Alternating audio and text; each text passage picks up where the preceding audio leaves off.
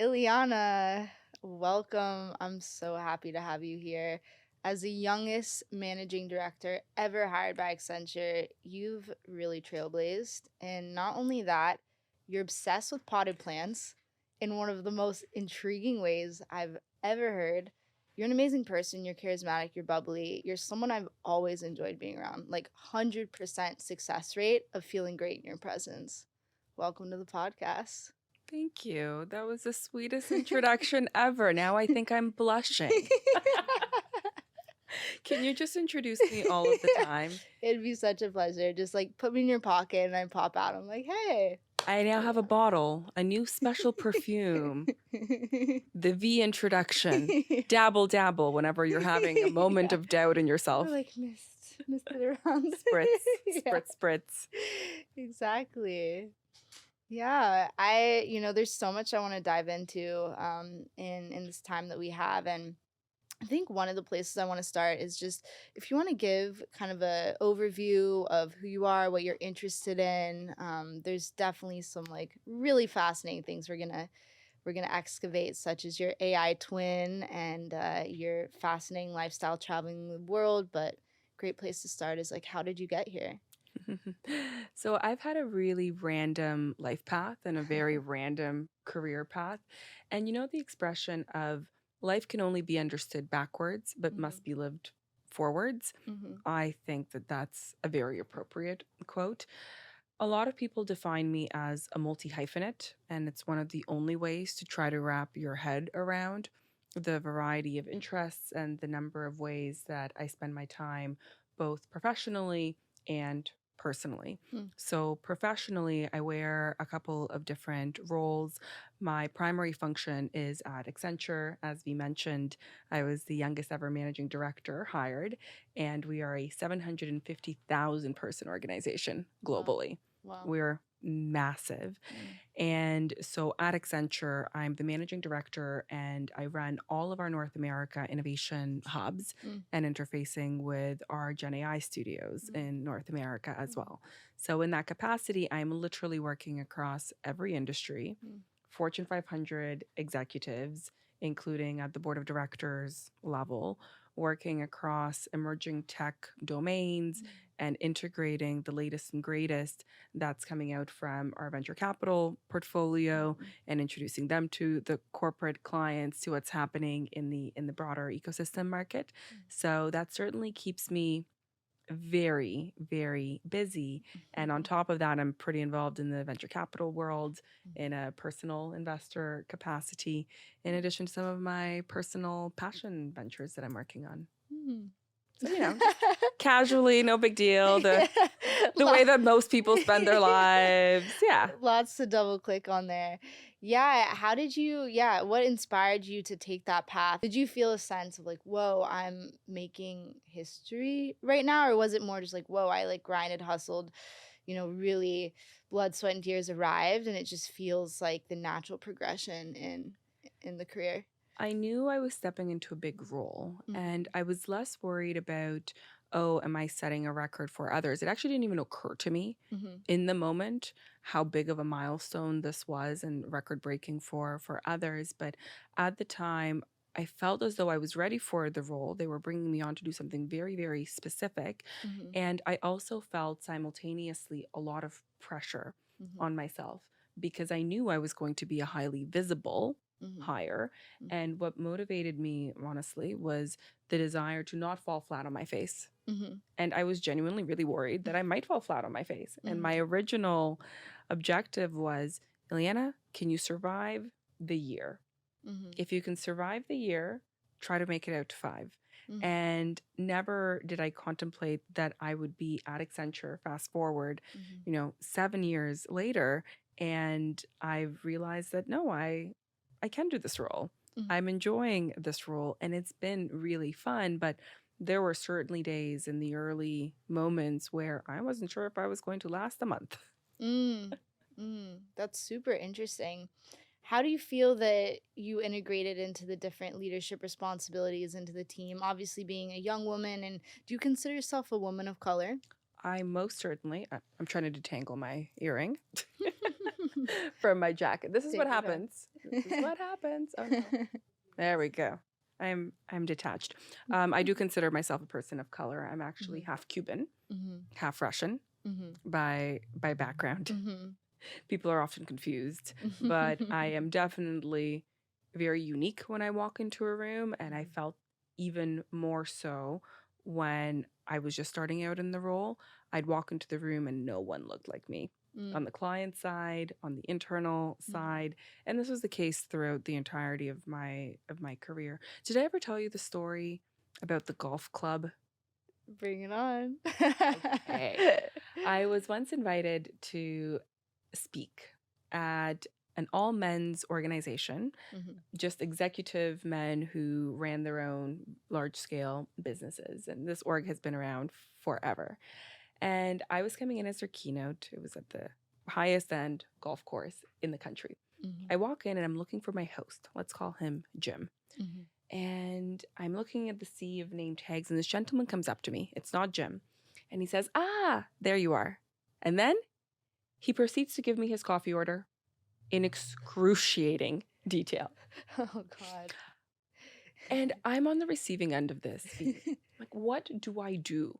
How does one react? You're like, excuse me, sir. I'm your boss. But really, how does one react in this moment? What's the appropriate response? And so I looked at him, smiled, read his name tag, and said, "Hi, so-and-so. Why, it's so lovely to meet you. And I'm so glad I now know your coffee order. However, I don't work here. I'm actually your keynote speaker. But, you know, if you do find the person who works here, I would love an Earl Grey tea with cream." And then I turned and I walked away. And this man, his face went through 15 different shades of purple. And he was absolutely mortified because in that moment, he was confronted with every ism subconsciously. And this is a successful, educated, thoughtful person who doesn't think of himself in any of those ism ways. But in that moment, the subconscious bias and the stereotypes, they came out front and center. And at the end of my talk, this other gentleman comes up to me and says, "Wow, I am so impressed. That was fascinating. I learned a lot." And then he says, "You know, I'm feeling really old right now because I guess I no longer know what a woman in her 40s looks like." The man in his brain could not contemplate of a scenario where I was anything under the age of 40. I was in my mid-20s at the time, and it was just absolutely priceless. You're like, "You're right, sir. I'm actually 15 years younger than that. So not only can you not identify 40-year-old women, you just can't identify any age of women at all." Congratulations. You've made it this far in your career. Yes, so it's been an adventure. Yeah. Wow, that's really amazing. I love this. I love that you kind of took that, the beginnings of your career, you wielded, the challenges that you faced to your advantage. And now there's not just one of you, there's actually two. Actually, how many times have you heard someone say, "I wish I could clone myself"? Yeah, I think about it all the time. I'm like, if I had a twin, like, that'd be endgame. I have a twin. Actually, I even have a triplet. But Really? it's not in the way you think it is. I have AI twins. I've cloned myself. I've literally spent the past year cloning myself. And it's not a science experiment. It's real. I'd love to learn more. I'd love to learn more. One thing you need to know about me is my team once upon a time got a t-shirt custom made for me that says "Innovation Poster Child" on the front. That's pretty much everything you need to know about me in a nutshell. And so about a year ago, we started this process of creating a digital human twin of myself powered by AI. Her name is Lila. She looks like me. She sounds like me. She's been trained on upwards of 6 hours of my voice in podcast recording studios where I read everything from children's stories. The rabbit was running through the field of flowers with the rainbows and the unicorns. to reading Larry Fink's annual letter to stakeholders, very neutral business language, 45 minutes, to reading obituaries for 2 hours so that Lila could learn my sad voice and be able to interact in turn with empathy when she is responding to people. And so she's a visual avatar who has my personality traits and has been trained on a really extensive knowledge base, including the last 5 years worth of case studies of every single project that my teams have run over the last 5 years. Wow. And transcripts of every keynote I've delivered, things I've published, in addition to research reports put out by Accenture. I love this. And one thing that comes to mind, little pesky thought, is like, how does it feel? Because I imagine at this point, I remember you mentioned like one was around 200 grand, something like that. I guess if there's two, 400 grand.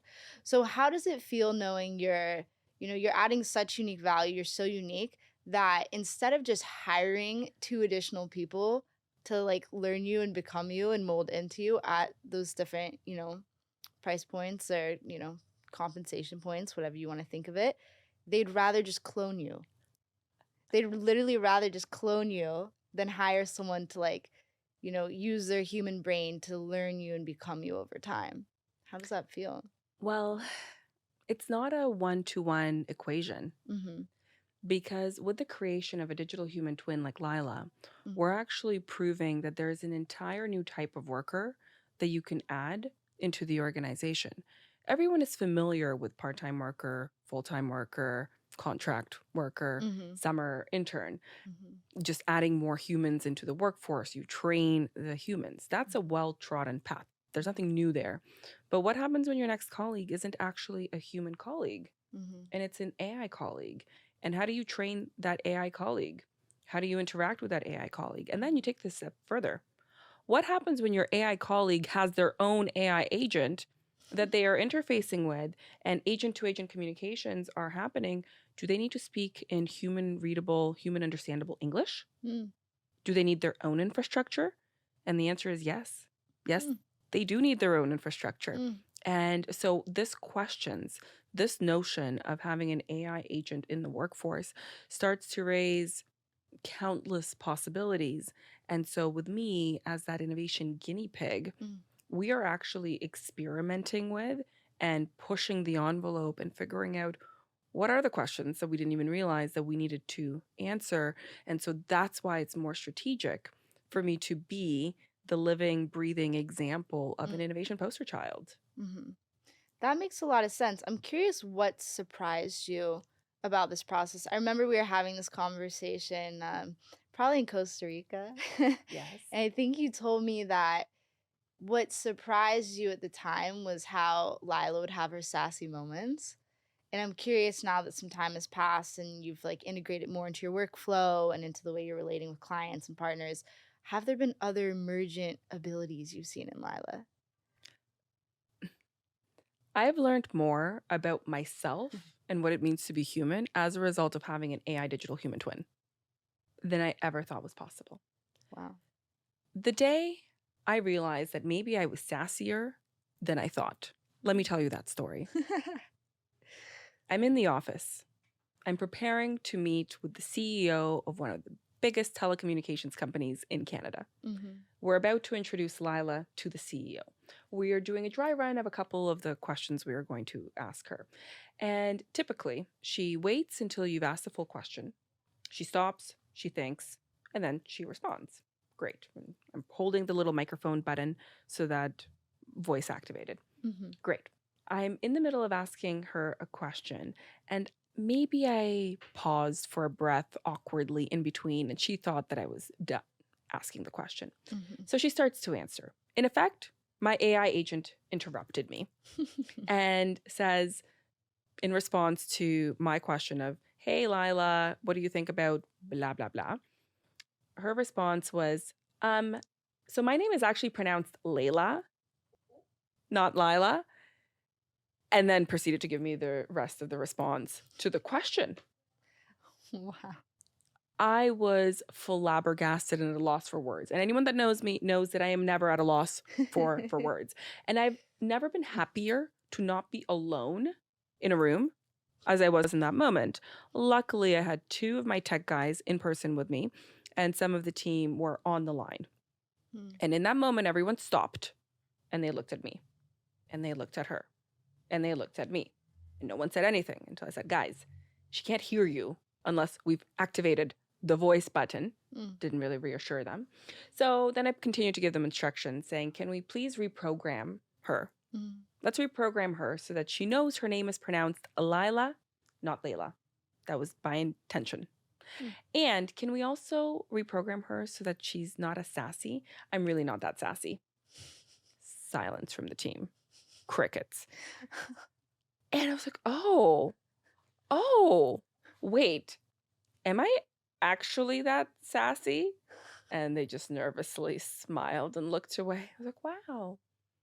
Thank you, AI, for helping me realize that, okay, the AI held a mirror to my face to help me learn more about my own self. Wow, that's fascinating. It's funny too that your team was shy. Like it's like you leading the company and then like Lila second in command and everyone else is just like whatever you two need.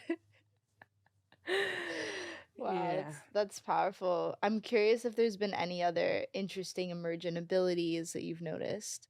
Well, the theoretical questions have been interesting. The other day, I was asked if I would be comfortable with Lila attending an event on my behalf. Sure, I've done this before a number of times. This time the event is in the Middle East. Okay, that's totally fine. And I was asked, are you comfortable with Lila learning Arabic? Sure, no worries. That's great. Next question. Can we style her in a hijab? Interesting. And I had to think it over for a moment. And I didn't have an answer for them. So I thought, well, what would I as a human do in that scenario? If I'm in the Middle East, I'm dressing really conservatively, absolutely, but I wouldn't wear a headscarf. And because I wouldn't wear a headscarf, therefore I'm not comfortable having her as a representation of me wearing a headscarf either. But modest attire, and send me her styling for approval before she gets rolled out. I now have to make decisions of what my AI digital human twin is wearing, and what my AI digital human twin is wearing sometimes informs what I, as the real human, end up wearing. Did I ever tell you about the matching outfits for the award ceremony? By all means. In June, there was the world's first ever AI co-emceed award ceremony. emceed with my AI twin, Lila. Imagine us on stage, the two of us. Yes. When you're on stage, and also hearing this, like when you roll her out to the Middle East, like you have like a giant screen that's like, pushed on wheels that like goes out. Have you seen those like at the airport? It's really creepy. Like in some of the futuristic airports, there will be these sales agents for stores that, are just these like robot people on the screen talking. Is it like that? So Lila is digital. Yes. She exists both in 2D and in 3D. It's actually very trippy when you see yourself in 3D, having a conversation with someone else autonomously without your input and without wearing a VR headset or any sort of goggles. But for the most part, she exists in an Unreal Engine build in the same way that you would build a video game character. And so she can be displayed on any number of, like a Microsoft Surface Pro, on a desktop computer, not quite a phone at this stage, or we've seen her in full, larger than life virtual production sets where she's 16 feet tall. Wow. That was surreal. Watching myself, a 16-foot version of myself looking down at me and having a conversation with me. Oh, wow. That's a mind trip. Wow. That's crazy. And like, what is the next era? Is it just gonna be like projected out where it's just this like cloud of, you've seen those holograms? Yeah, holograms. Yes. Oh, absolutely. That's next. That's next. I actually just recorded a hologram of myself last week in San Francisco. Volumetric video capture rig. So soon you will have Iliana in your pocket if you wanted to. And literally on your phone, QR code, and you could plop a little version of me on this couch in between us today. So there's a hologram version of me. There's the AI twin version of me with curly hair, Lila. I have a straight-haired twin of mine who doesn't have a name yet. So if anyone wants to name her, I'm open to suggestions. Lila now exists in 3D, and soon we can build Lila in a hologram version so that it gives the impression that she's there in the room with you. How many versions of a human can one have? What do you even call that? A twin, a triplet? There's entire new vocabulary that we need to create. We have a posse. Yeah. There's an Iliana posse. Wow. Wow. How does that affect your dating life? I got heckled. I use that term lightly. At Davos. One on stage. And I was introducing the audience to Lila, and someone yelled out from the front row, "Is Lila single?"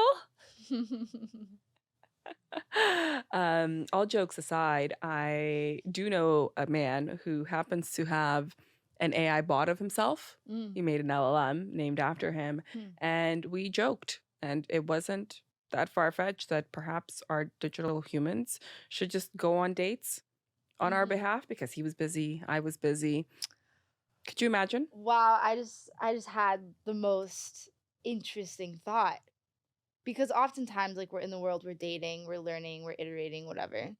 And I think it'd be interesting to maximize that surface area with your, AI twins, and, you're kind of into someone, you feel a little bit of a vibe. It's not 100%, but you feel like there's something there. You want to learn something from it.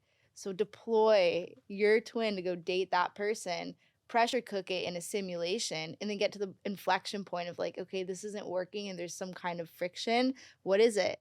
And then you can learn and like understand and model, okay, that was what my intuition was pointing to before even like beginning that journey. I think that would be really interesting because I think fundamentally love is one of the greatest adventures and one of the greatest things that everyone wants in their lifetime. Not everyone, but it is like such a common theme, and it's one of the greatest motivators, right? Like having the right support, the right partner, the right love.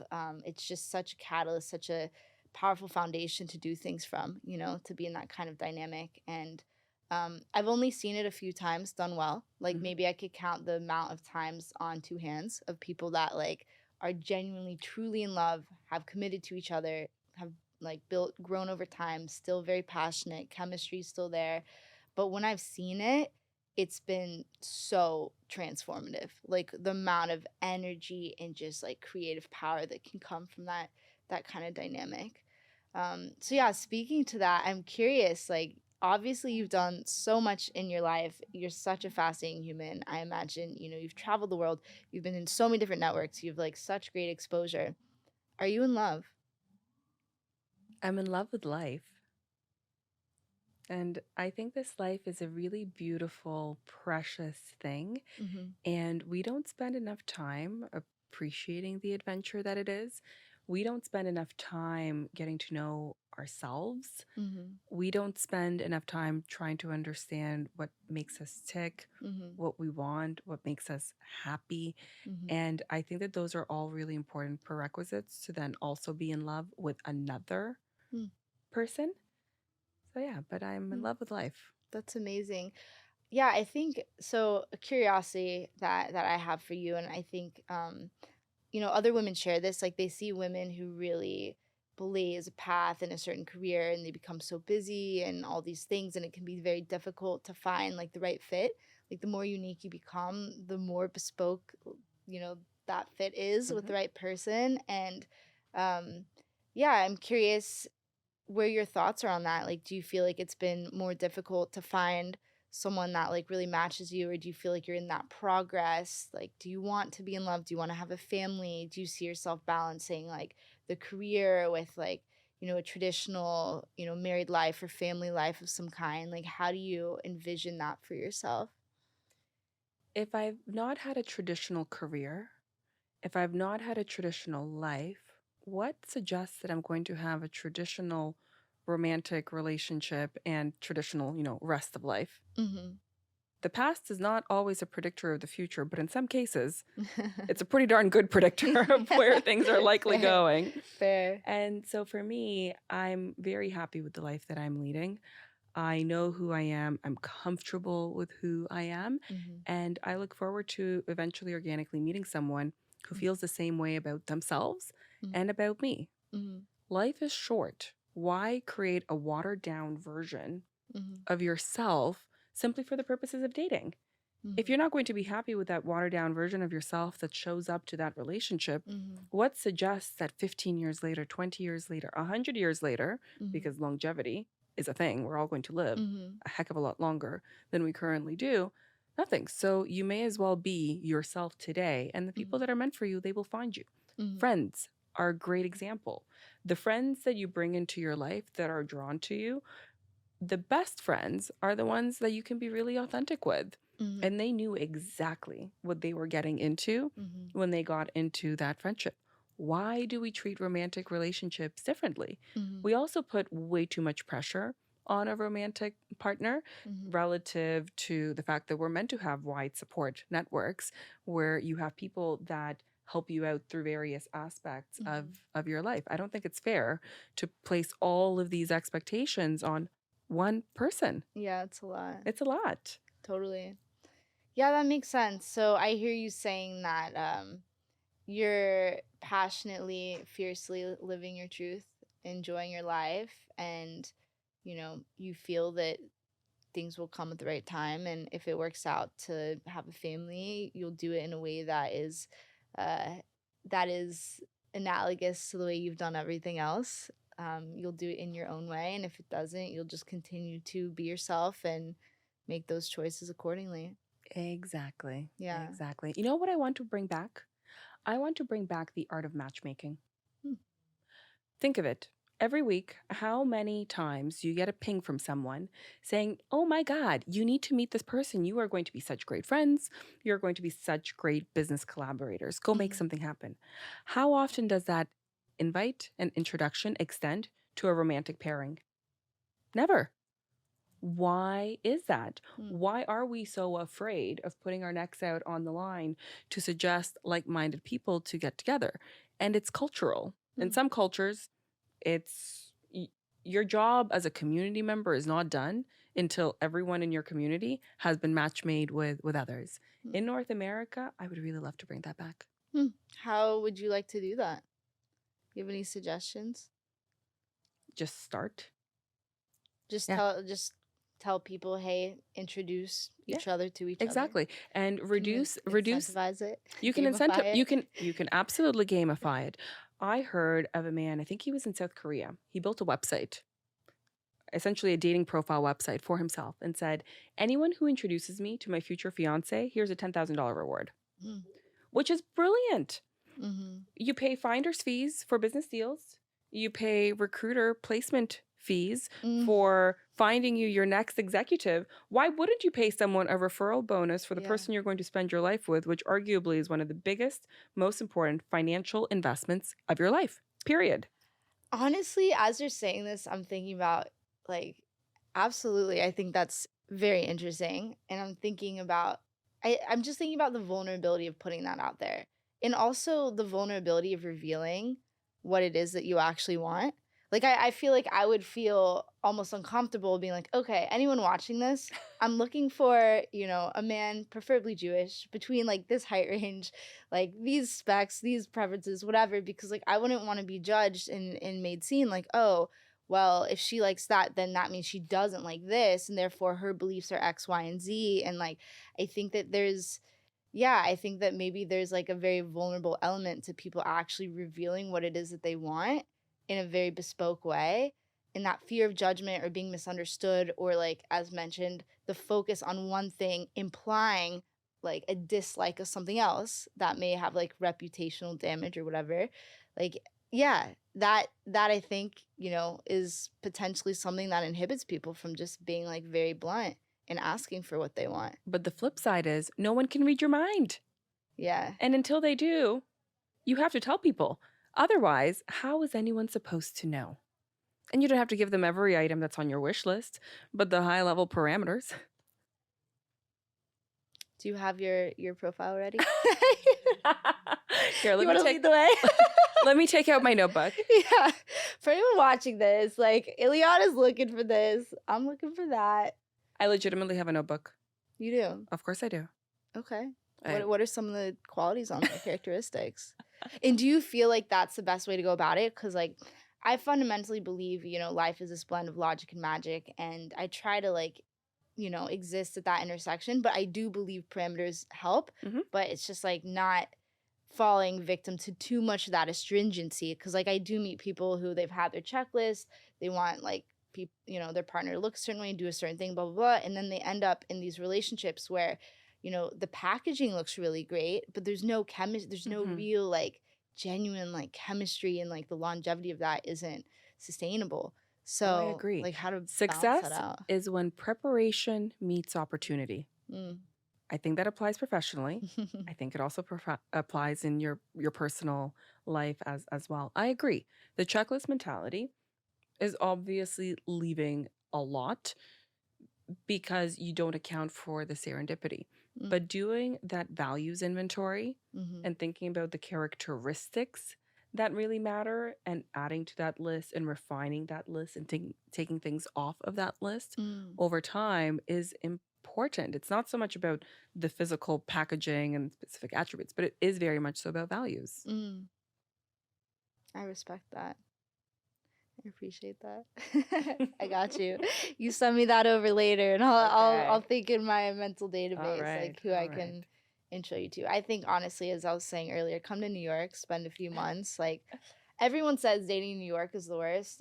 I am so grateful to be in New York. Like, I cannot even begin. I think this is the best dating market for the volume, like, just the levels of opportunity for learning and just that exposure. Every industry, people are very serious in a good way. Um, Very straight shooter, I find, which is nice. Although, not to generalize, but many New Yorkers only see themselves ever living in New York. They are tethered to the city. Really? Yes. And one of my core life principles is that I actually don't belong in just one city 365 days of the year. I see Mm. myself as having my 2 to 3 home bases around the world Mm. that I rotate between, and from Mm. those home bases go off and explore the rest of the world. Mm. And so it's actually very important to me Mhm. to have a partner who does not want to see themselves attached into one city into perpetuity Mm. with the occasional 1 to 2 week trip Mhm. somewhere per year on a Mhm. holiday. Mhm. Actually, I feel the same. I think a seasonal lifestyle where you maximize the benefit of different climates, different social circles, is the way to go. And I think you have such a fascinating name for this. I love your name for this, and I'd love to hear more about this theory that you're designing. You're actually writing a book about this, I aren't you? am. I Yeah. am. So it's the flexible class Mhm. is the name of the movement for people who are prioritizing flexibility to live Mhm. life on their own terms. Mhm. That includes geographical mobility and flexibility of where they're spending time, what they do professionally, ensuring that it's in line with their core values, in line with their strengths, and just not assuming that there is one conveyor belt of societal Mhm. expectations that dictate how you should structure and how you should live your life. Mhm. There are as many life paths as there are people on this planet. Mhm. And the worst thing to do is to put yourself in a box surrounded by the expectations of others, because that does not make for an enjoyable life. Mhm. Agreed. So tell me about potted plants. So I am mildly obsessed with potted plants. Mhm. I'm mildly obsessed with plants in general, Mhm. but not in the way that you would expect. Mm. I've actually created a whole new theory called the potted plant theory, Mhm. and it's based on human personality preferences. Mhm. In the same way that in a forest, you have this full ecology, all these different types of plant species coexisting, even though they have different needs in order for them to flourish and to thrive. Humans are the same. Mhm. And there are two dimensions in particular that I find we don't really talk about Mhm. enough out there. The first dimension is a human's need for certainty versus a human's need for novelty. Mm. and adventure. And it's a trade-off. One is not better than the other. It is just a sliding scale. The other dimension is resources. The amount of resources a person needs in their life in order to feel established, secure, and to really thrive. A high amount of resources or a low amount of resources. And depending on where you fall on those two axes, you may fall into any number of categories. On the one side of the spectrum, you end up with a sequoia. A sequoia tree out on the west coast of the US. They're tall, they're majestic, they have these extensive roots. They need all the water, all the soil, all the fertilizer, all the sunshine. And even if you wanted to move a sequoia tree and transplant it somewhere else, you can't. It doesn't matter how much machinery you have. The tree ain't moving. It ain't moving. It ain't moving. It is not moving. It needs that certainty. It thrives in stability. It thrives in that high resource environment. But what's the complete opposite of a sequoia tree? A potted plant. Not quite. An air plant. An air plant. An air plant. You've seen them. Didn't get that pop quiz right. Well, they're hanging from the little ropes in the flower shops in a glass jar. Right. Like they'll blow off in the wind. They'll tumbleweed around the country if nothing secured them. They thrive in a low resource environment. If you give a air plant too much water or soil or fertilizer, they literally die. The human equivalent of an air plant needs a high amount of novelty and a low amount of resources. One is not better than the other. They're just different. You don't judge a plant when you walk into a flower shop based on the amount of water or how much sun it needs. The requirements of the plant are just the requirements of the plant. Why do we judge humans for having various needs? And why don't we talk to humans to better understand what is it that they need? But if you don't know what's in your own plant and maintenance instructions, how is someone else supposed to take care of you? So in the middle of the spectrum, you end up with potted plants because by definition, everything that they need is in the pot that they're in. And you can move that potted plant room to room, city to city, country to country.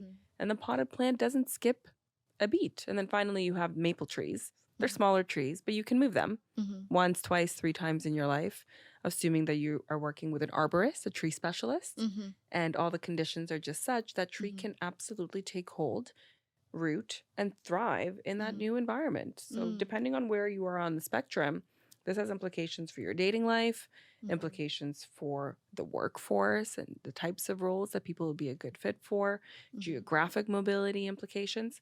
I have yet to meet a single sequoia tree who also lives the digital nomad lifestyle. It doesn't exist. And if one exists, I'd like to meet them. I'd like to talk to them.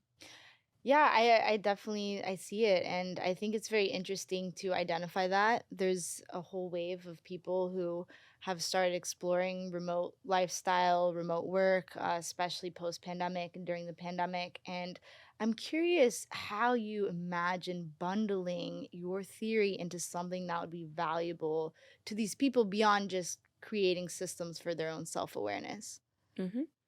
So self-awareness comes first. Without self-awareness, there's that quote that says, "An unexamined life is not worth living." I tend to agree with that wholeheartedly. So self-awareness is the key to then ask the question of, am I living life in alignment to who I truly am? I was at a dinner party, and this is how I knew that the potted plant theory needed to become a thing. Let's hear it. Yes. I meet this woman. I don't know anyone at this dinner party. I came as a guest of one person.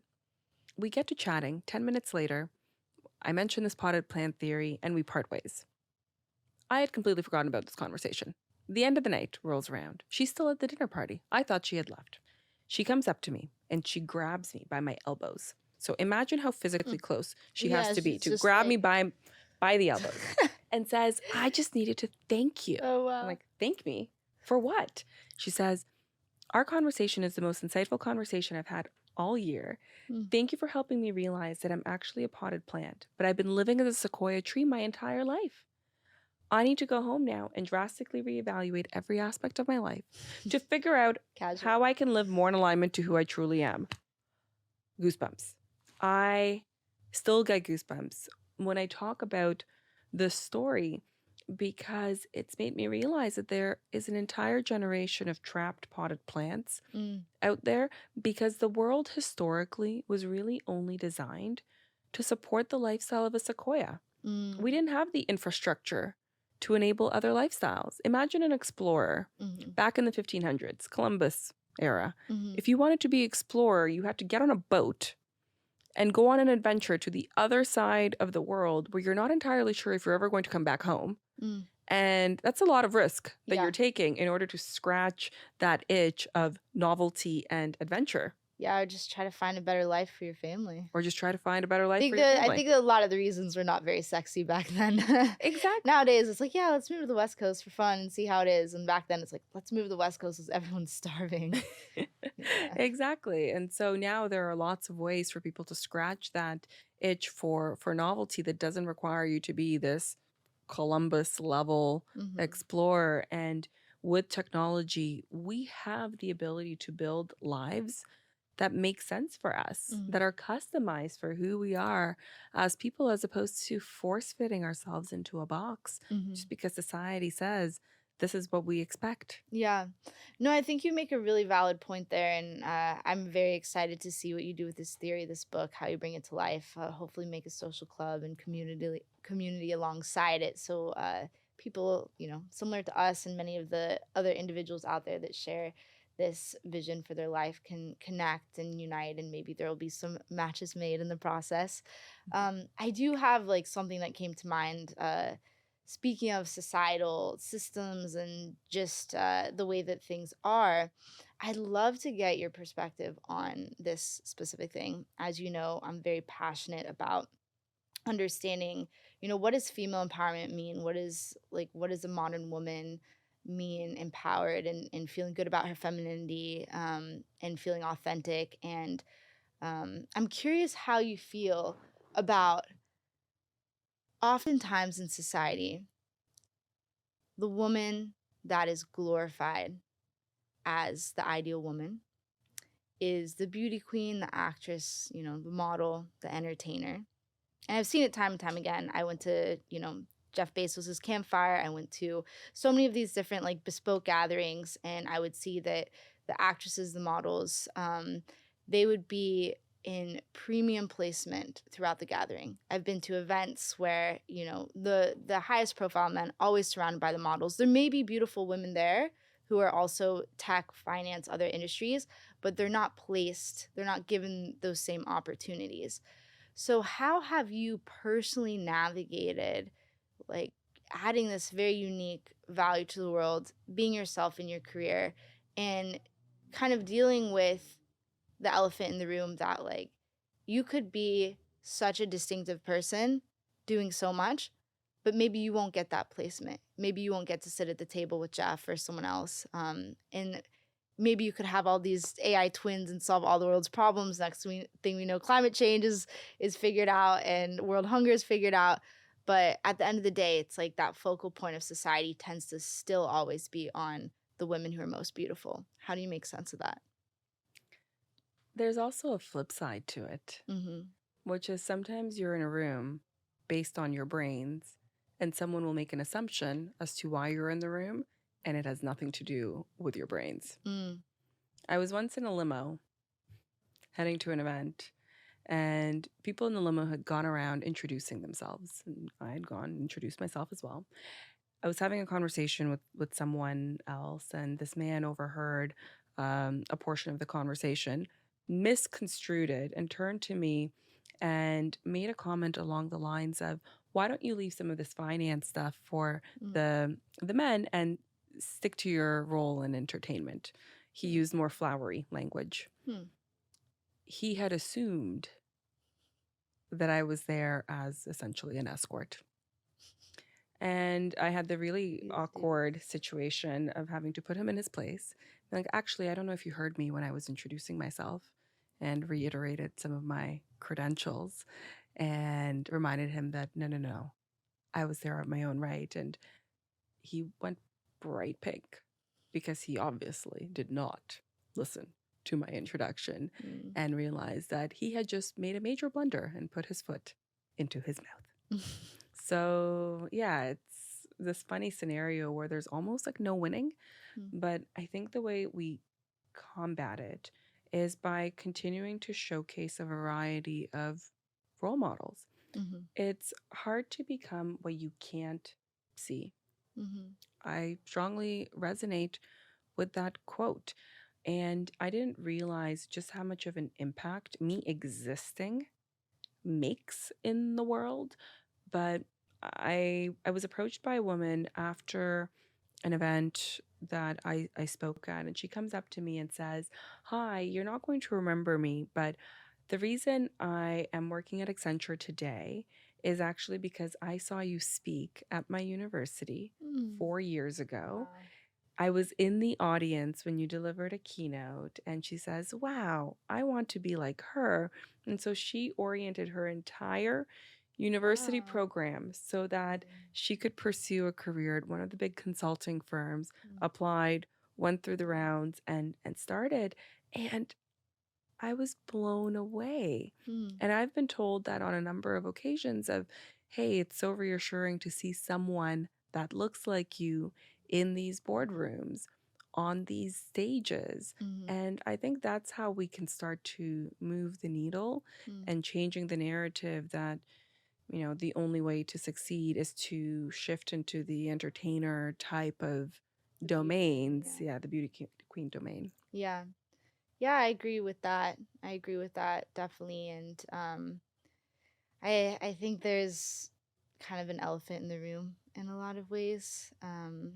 And I think that there needs to be a little bit more awareness of acknowledging that and like how many women are really suffering to make it. And I know so many women between the ages of like, you know, 22, 35 who are entrepreneurial and through blood, sweat, and tears, they're just like, I have to make this work with my brain. I have to make money with my brain. Maybe they could go that route, but they just choose not to. And yeah, I'd love to see society really I'd love to see, a world where like women like that don't fall through the cracks. I think to be ambitious and to really have the courage and to like suffer sometimes in male dominated domains is enough energy. And I think if someone's willing to put that energy out there, I really hope that they don't fall through the cracks. So But it I would also definitely be agree. nice to be able to succeed on your own terms, Yeah. where you're not trying to fit yourself into the man's working world and that model, Mm-hmm. but do things in your own way Mm-hmm. and creating room for that. Yeah. Yeah. So one thing that popped in my head is you're describing that, and I know you to be such a humble person. So knowing the impact you've had, how you've inspired so many people, and I know the way it registers with you. I know like how down to earth you are. We've spent time on the beaches, Costa Rica, like covered in sand, just vibing. Like you're just such a authentic person.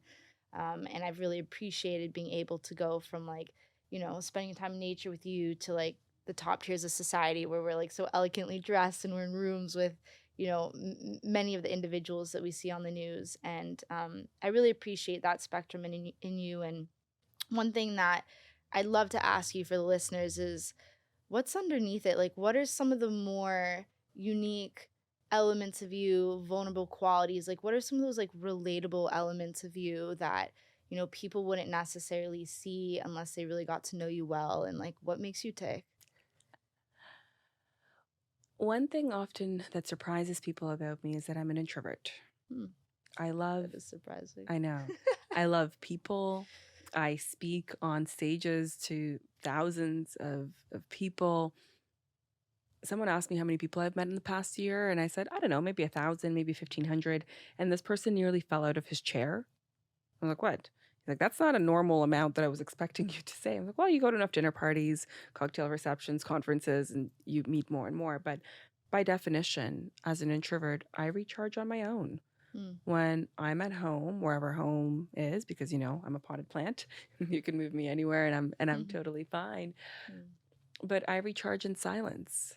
I will routinely take a weekend where I close the blinds and I don't leave. And hmm, I do not interact with a single person, not even going to a barista hmm, to order to order a beverage. Mhm. And that's ultimately how I refuel myself. And I need quiet time to Mm. hear myself Mhm. think.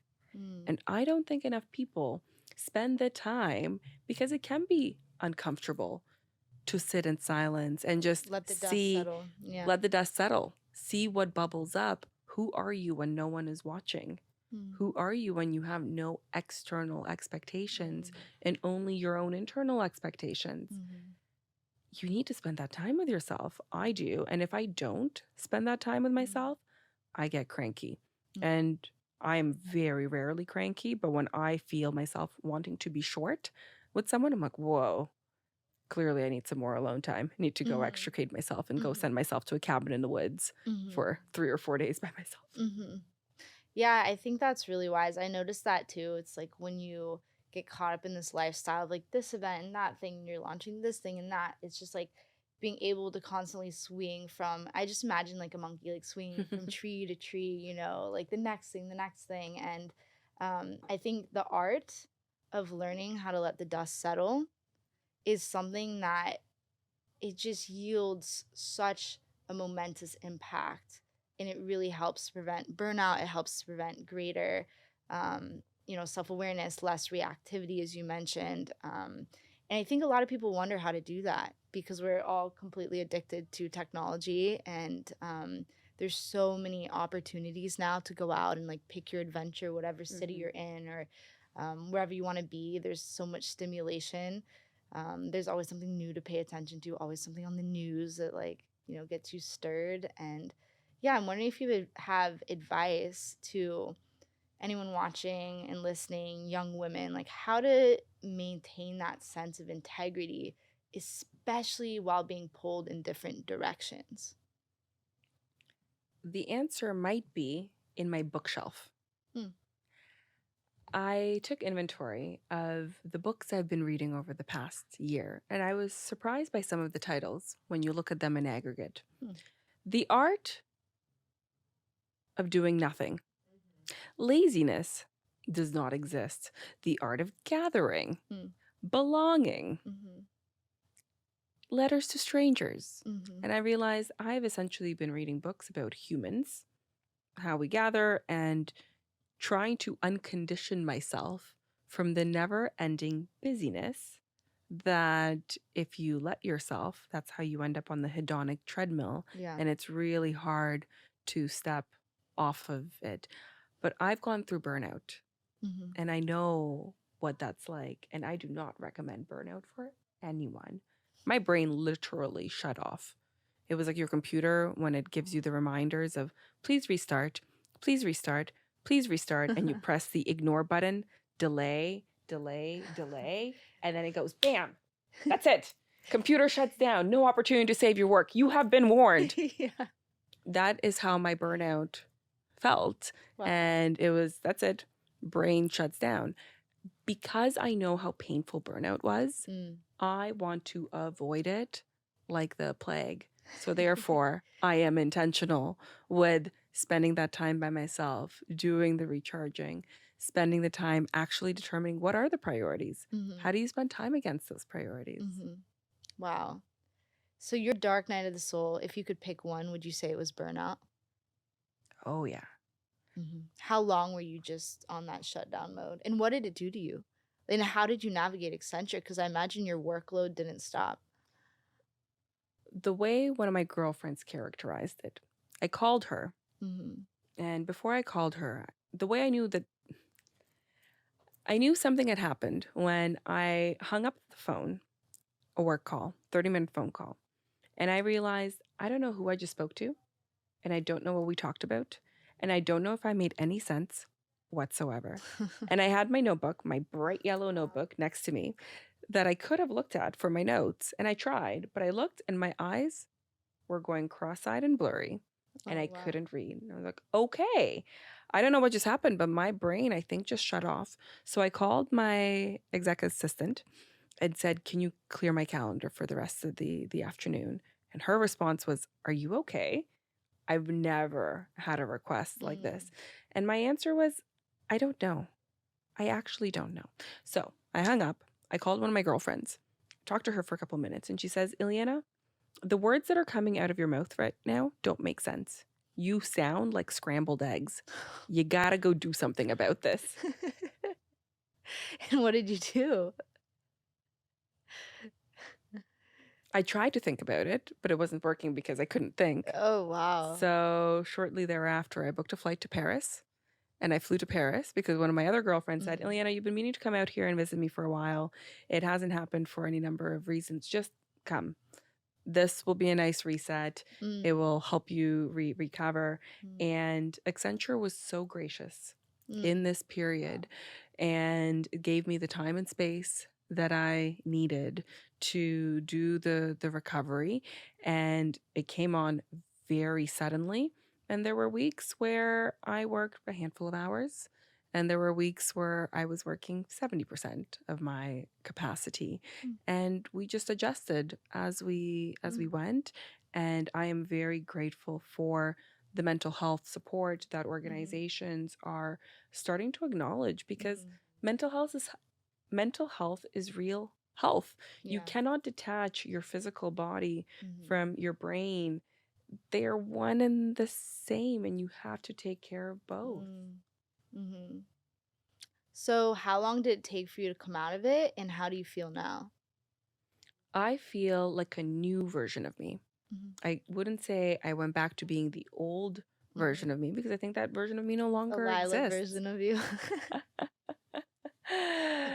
Yeah, and I quite like this new version of me because I have a better perspective of what matters, and balancing my personal life and my work life, and not letting my identity become so wrapped up in my career and in those labels that we get from other people, because that can be a comfort blanket. It can be a safety blanket that so many people fall into, really regardless of gender, and realizing that the more I embrace my full self and all of these aspects, the happier I am, the more creative I am at work. In fact, I would argue the year I came back from my burnout recovery was the year I was the most creative ever. So much so that one of my Renaissance, little personal it was renaissance. my burnout was a personal renaissance. And our CEO actually commented on it. He said, Iliana, you are on a roll. What are some of these ideas that you are bringing to the table? They are so creative. And I realized it's because I had time. I had the gift of time to actually think. And it's incredible how many executives are so busy with the doing that they don't have the intentional time to take themselves out of the weeds and to think about where else is the world going, to listen to that intuition, and to be unstructured and to be creative. Unintended consequence of burnout. Wow, that's amazing. I feel like you got a second book, lined up. So many books, so many books. Wow.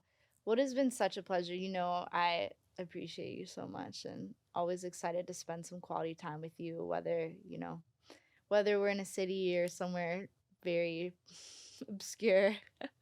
In the countryside of Costa Rica. Yeah, what's next for us? Where should we go next? Not Costa Rica, and maybe actually we could do Costa Rica. Just no more ATVs for me. Yeah, no ATVs. No Fair. I ATVs.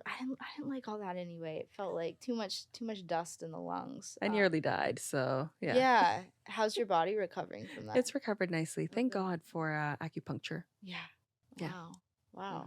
Yeah, if you could name anywhere for us to go and spend our next, maybe we'll do a second podcast just because I like talking to you so much.